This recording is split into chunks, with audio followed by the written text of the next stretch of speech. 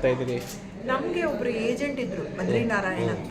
ಆ ಏಜೆಂಟ್ ಇಂದ ಇವಾಗ ಬರ್ತಾ ಇದ್ದಾರೆ ಖರ್ಚಾಗ್ತದೆ ಅವರು. ಮತ್ತೆ ಹಿರಣಯ್ಯ ಅಂತ ಒಬ್ರಿದ್ರು, ಅವರು ಹಿಂದೂ ಮಹಾಪರಿಷತ್ತಲ್ಲಿದ್ರು. ಸೊ ಅಲ್ಲಿಂದ ನೆಲೆ ಇಂಟ್ರೊಡ್ಯೂಸ್ ಆಯಿತು. ನೆಲೆಯಿಂದ ಮೈತ್ರಿಕ್ ಸೊಸೈಟಿಯಿಂದ ಇಲ್ಲಿ ಬಂದ್ವಿ.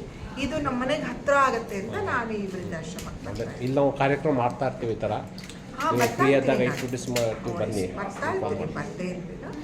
ಬರ್ತೀನಿ. ಆದರೆ ನಮ್ಮ ಮನೆಯಲ್ಲೂ 89 ವರ್ಷದ ತಂದೆ ಇದ್ದಾರೆ, 85 ವರ್ಷದ ಅತ್ತೆ ಇದ್ದಾರೆ. ಆಮೇಲೆ ನನಗೂ ಒಂದು ವಿಕಲಾಂತ ಮಗ ಇದ್ದಾರೆ, ಅಂದರೆ ಮೆಂಟಲಿ ರಿಟಾರ್ಡೆಡ್ ಇದ್ದಾರೆ. ಸೊ ಅವನು ಎಲ್ಲರೂ ಸೇರ್ಕೊಂಡು ತುಂಬ ನನಗೂ ಇದಾಗಿದೆ. ಇವಾಗ ಮೊಮ್ಮಗು ಎಲ್ಲ ಆಗಿದೆ, ಇನ್ನೊಂದು ಮಗನಿಂದ ಮೊಮ್ಮಗು ಆಗಿದೆ. ಸೊ 4 ಜನರೇಷನ್ಸು ನೋಡ್ಕೋಬೇಕು, ತಂದೆ ಪ್ಲಸ್ ಆಮೇಲೆ ಕೆಲಸ, ವೃತ್ತಿ ಜೀವನ, ಇದು 3 ಮಾಡಿಕೊಂಡು ಟೈಮ್ ತಗೊಂಡು ಇಲ್ಲಿ ಬರ್ತಾ ಇದ್ದೀನಿ. ಮೇ ಬಿ ರಿಟೈರ್ಮೆಂಟ್ ಆದ್ಮೇಲೆ ಜಾಸ್ತಿ ಟೈಮ್ ಕೊಡೋಕ್ಕೆ ಸ್ವಲ್ಪ ಟೈಮ್ ಇರುತ್ತೆ. Okay madam, thank you. ನಮಸ್ಕಾರ. ನಮಸ್ಕಾರ ರಮೇಶ್ ಸರ್, ತಮ್ಮ ಪರಿಚಯ ಮಾಡಿಕೊಳ್ಳಿ.